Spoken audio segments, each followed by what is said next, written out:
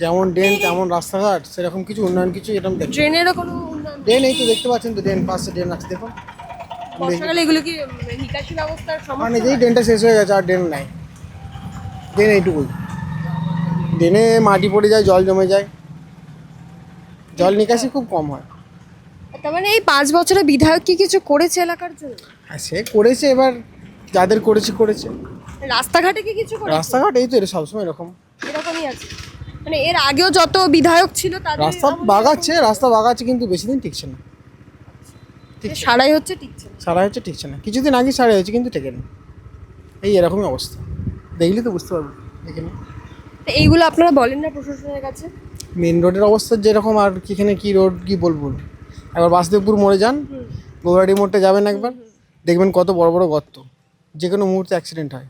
আচ্ছা। আর এটা তো কড লাইন, এখানের জন্য আর কি আছে।